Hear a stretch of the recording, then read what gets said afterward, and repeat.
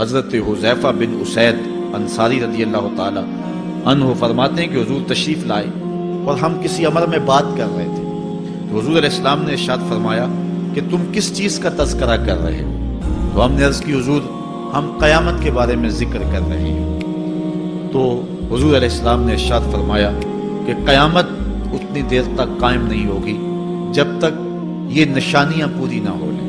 ان میں سے ایک حضور نے دھوئیں کا ذکر فرمایا، دوسرا دجال کا تذکرہ کیا، تیسرا دابت الارض یعنی یاجوج اور ماجوج کا تذکرہ کیا کہ وہ نکلیں گے، اس طرح سورج کا مغرب سے نکلنا اس کا ذکر کیا، حضرت عیسیٰ علیہ السلام کے نزول کا ذکر کیا۔ اسی طرح حضور علیہ السلام نے زمین کا 3 جگہوں سے بیٹھ جانے کا ذکر کیا، ایک مشرق میں، ایک مغرب میں اور ایک جزیرہ عرب میں، زمین دھنس جائے گی نیچے، اس کا ذکر کیا۔ اور یمن کی جانب سے ایک آگ نکلے گی جو لوگوں کو دھکیل کر کے شام کے میدان میں لے آئے گی، اس کا تذکرہ کیا۔ فرمایا جب تک یہ نشانیاں پوری نہیں ہو جاتی اتنی دیر تک قیامت قائم نہیں ہو۔ تو یہ قیامت کے آنے سے قبل جو ہیں وہ نشانیاں ہیں جو ظاہر ہوں گی۔ اس کے علاوہ قیامت آنے سے کچھ اس سے بھی پہلے نشانیوں کا ظہور ہوگا، جس کا ذکر حضور نبی رحمت صلی اللہ علیہ وسلم نے ارشاد فرمایا۔ حدیث جبریل اس پہ بہت معروف ہے، جس کو حضرت عمر بن خطاب رضی اللہ تعالیٰ عنہ روایت کرتے ہیں۔ آقا کریم علیہ السلام کی خدمت میں کہتے ہیں ہم حاضر تھے کہ ایک شخص آیا کہ جس کے سیاہ کالے بال تھے اور سفید رنگ کا اس نے لباس پہنا ہوا تھا، اہل مدینہ سے وہ تھا نہیں، اور اس کے چہرے پر، لباس پر، بشرے پر آثار سفر بھی ظاہر نہیں تھے۔ اگر مقامی ہوتا تو ہم جانتے ہوتے، اور اگر باہر سے آیا ہوتا تو اس کے چہرے پر، لباس پر جو ہے وہ سفر کے آثار ہوتے۔ اس زمانے میں اس طرح کے سفر تو نہیں تھے آسانی اور سہولت والے، تو جو بھی سفر کر کے دور سے آتا تو اس کا چہرہ بتاتا یہ مسافر ہے۔ تو کہا مسافر لگتا نہیں تھا اور اہل مدینہ سے تھا نہیں۔ ہم پریشان تھے کہ یہ کون ہے، لیکن وہ آیا اور حضور علیہ السلام کی خدمت میں اپنے زانو بچھا کر کے بیٹھ گیا۔ فَأَسْنَدَ رُكْبَتَيْهِ إِلَىٰ رُكْبَتَيْهِ، اپنے دونوں گھٹنے اس نے حضور علیہ السلام کے گھٹنوں سے جوڑے اور حضور کی خدمت میں یوں ادب سے بیٹھ گیا۔ پھر اس نے حضور علیہ السلام سے اسلام کے بارے میں پوچھا، حضور علیہ السلام نے جواب دیا۔ پھر اس نے کہا بالکل آپ نے سچ فرمایا ہے۔ ہم حیران ہوئے، خود ہی سوال کرتا ہے اور خود ہی تصدیق کرتا ہے۔ پھر اس نے حضور سے ایمان کے بارے میں پوچھا، حضور نے کچھ ارشاد فرمایا ایمان یہ ہے، تو اس نے کہا بالکل صدقتا، آپ نے سچ کہا ہے۔ تو ہم پھر حیران ہوئے کہ خود ہی یہ سوال پوچھ رہا ہے اور خود ہی اس کی تائید کر رہا ہے۔ پھر اس نے احسان کے بارے میں پوچھا، تو حضور علیہ السلام نے اس کو جواب دیا کہ احسان یہ ہے کہ اللہ کی عبادت اس طرح کرے کہ تو اسے دیکھ رہا ہے، اور اگر یہ کیفیت نہیں ہے تو کم از کم یہ کیفیت پیدا کر لے کہ وہ تجھے دیکھ رہا ہے۔ اس نے کہا آپ نے سچ کہا۔ پھر اس کے بعد اس نے کہا مجھے اب قیامت کے بارے میں بتائیں۔ حضور علیہ السلام نے فرمایا جو ہے وہ مسئول سائل سے عالم نہیں ہے۔ تو اس نے کہا اچھا پھر مجھے قیامت کے کچھ نشانیاں بیان فرما دیں۔ تو حضور علیہ السلام نے اس شخص کو جو نشانیاں بیان فرمائیں وہ یہ تھی کہ لونڈی اپنی مالکہ کو جنم دے گی، بکریاں چرانے والے، اونٹ چرانے والے، ننگے پاؤں والے اور ننگے بدن والے تم دیکھو گے کہ عمارتیں بنانے میں ایک دوسرے سے آگے بڑھنے کی کوشش کریں۔ بہرحال تھوڑی دیر تک وہ حضور کی خدمت میں بیٹھا رہا۔ اس کے بعد جب چلا گیا تو تھوڑی دیر گزری تو حضور نے فرمایا عمر جانتے ہو یہ شخص کون تھا؟ عرض کی اللہ و رسولہ عالم، اللہ اور اس کا رسول جانتا ہے۔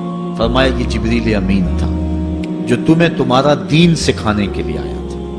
تو حضرت جبریل امین نے آ کر کے حضور سے جو 4 سوالات کیے ان میں سے ایک سوال یہ تھا قیامت کب آئے گی اور قیامت کی نشانیاں کیا ہیں؟ تو حضور نے یہ نشانیاں بیان فرمائیں کہ لونڈی اپنی مالکہ کو جنم دے گی، اور یہ نشانی اب ہمارے سامنے ہے کہ آج اولادیں اپنے جو ہے وہ ماں باپ کی آقا بنی ہوئی ہیں، بیٹی آج ماں کی حکمران بنی ہوئی ہے۔ یہ دور جس کی نشاندہی کی وہ بالکل آج ہمارے سامنے ہے۔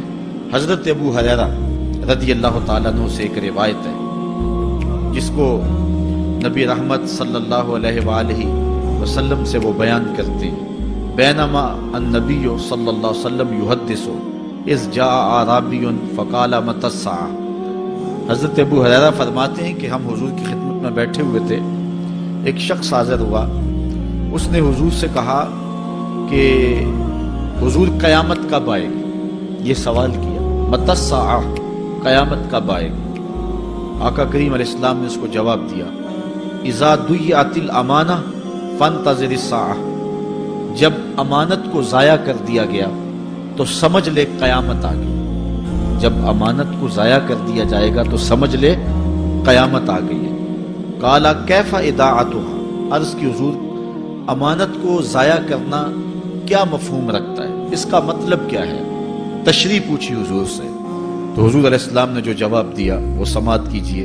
قال اذا وسد الامر الى غیر اہلہ فانتظر الساعة، فرمایا جب معاملات نااہل لوگوں کے سپرد کر دیے جائیں تو سمجھ لے کہ قیامت آ گئی۔ جب مسندوں کے اوپر مسندوں کے حقدار نہیں ہوں گے، جب زاغوں کے تصرف میں عقابوں کا نشیمن آ جائے گا، جب تخت و تاج کے مالک غدار، بے دین اور نااہل لوگ ہوں گے، جب تخت و تاج کی حکمرانی اور مسلح و امامت کے مسند کے اوپر بیٹھنے والے بھی نااہل ہوں گے، تو پھر سمجھ لینا کہ قیامت جو ہے وہ ظاہر ہو رہی ہے۔ حضرت انس رضی اللہ تعالی عنہ سے ایک روایت ہے، کہتے ہیں سمعت رسول اللہ صلی اللہ علیہ وسلم یقول، میں نے حضور علیہ السلام کو فرماتے ہوئے سنا ہے۔ یہ حضرت انس رضی اللہ تعالیٰ عنہ وہ صحابی ہیں جنہوں نے 10 سال تک حضور کی نوکری کی ہے، اور کہتے ہیں 10 سال میں ایک بار بھی ایسا نہیں ہوا کہ حضور نے مجھے اف بھی کہا ہو۔ کہتے ہیں کبھی ایسا ہوتا کہ میرے ہاتھ سے کوئی برتن ٹوٹ جاتا، ازواج مطہرات جو ہیں وہ اس پہ ناراض ہونے لگتی تو حضور علیہ السلام روک دیتے، فرماتے اسے کچھ نہ کہو، اس برتن کی عمر ہی اتنی لکھی ہوئی تھی، یہ اتنے عرصے کے لیے ہی پیدا کیا گیا تھا۔ تو آقا کریم علیہ السلام نے جو ہے وہ ازواج مطہرات کو بھی روکا کہ مجھے جھڑکے نہ۔ خدمت رسول اللہ صلی اللہ علیہ وآلہ وسلم 10 سنین، میں نے پورے 10 سال حضور کی نوکری کی ہے۔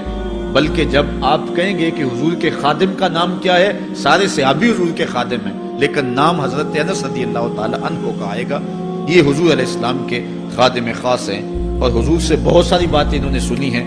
تو ان باتوں میں سے ایک بات کہتے ہیں سمعت رسول اللہ صلی اللہ علیہ وسلم یقول، میں نے رسول کریم صلی اللہ علیہ وسلم کو کہتے ہوئے سنا، ان من اشراط الساعۃ ان یرفع العلم، قیامت کی نشانیوں میں سے ایک نشانی یہ ہے کہ علم اٹھا لیا جائے گا، جہالت پھیل جائے گی، علم اٹھا لیا جائے گا۔ آج لفظ زیادہ ہو گئے، انفارمیشن زیادہ ہو گئی، لیکن جس کو علم کہا جاتا ہے، جو مومن کے سینے کا جمال اور نور ہے، آج وہ اٹھا لیا گیا ہے۔ آج لوگ کہتے ہیں جی جتنا علم آج ہے اتنا علم پہلے تو نہیں تھا۔ آج کوئی غزالی دکھاؤ، کوئی رازی دکھاؤ، کوئی رومی دکھاؤ، کوئی احمد بن حنبل جیسا شخص دکھاؤ، کوئی محمد بن حسن شیبانی جیسا شخص دکھاؤ، کوئی امام ابو حنیفہ کے نالین کی خاک جیسا شخص بھی دکھاؤ، تو یہ ایک غلط بات ہے کہ جی پہلے زمانے میں اتنا علم نہیں ہوتا تھا، اب علم بہت زیادہ ہو گیا، جی علم بہت زیادہ پھیل گیا۔ علم نہیں پھیلا ہے، یہ چند معلومات ہیں، انفارمیشن کا دور ہے، اور خبریں ہیں۔ جو علم ہے، جو کہ مومن کے سینے کا جمال ہے اور باطن کا نور ہے، جو زندگی کی راہوں کو اجالتا ہے اور زمانے کو مالک کی دہلیز کے قریب کرتا ہے اور انسان کو انسانیت سکھاتا ہے، وہ علم جو ہے وہ اٹھتا چلا جا رہا ہے۔ اور حضور سے پوچھا گیا کہ حضور علم سینوں سے اچک لیا جائے گا، سینوں سے کھینچ لیا جائے گا؟ فرمایا نہیں، علماء اٹھا لیے جائیں گے۔ جب علماء فوت ہو جائیں گے تو ان کی جگہ اس درجے کے لوگ نہیں آئیں گے، پھر زوال پذیر سلسلے ہوتے چلے جائیں گے، علم اٹھا لیا جائے گا۔ جب سینے علم سے خالی ہو جائیں گے تو پھر قیامت آ جائے گی۔ اس لیے حضور علیہ السلام کا فرمان ہے، کائنات کی ہر شے علماء کی زندگی کی دعائیں مانگتی ہے، حتی الحیتان فی البحر، یہاں تک کہ سمندروں اور دریاؤں کے اندر مچھلیاں بھی علماء کی زندگی کی دعائیں مانگتی ہیں۔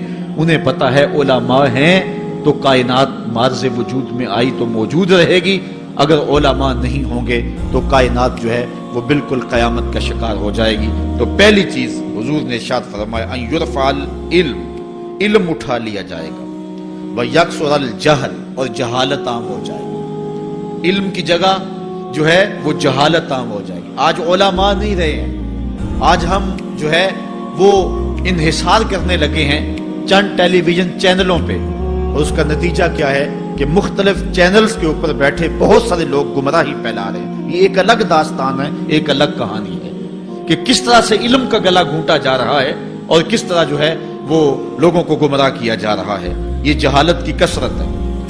اور تیسری بات جو حضور نے ارشاد فرمائی، وَيَكْثُرَ الزِّنَا، زنا عام ہو جائے گا۔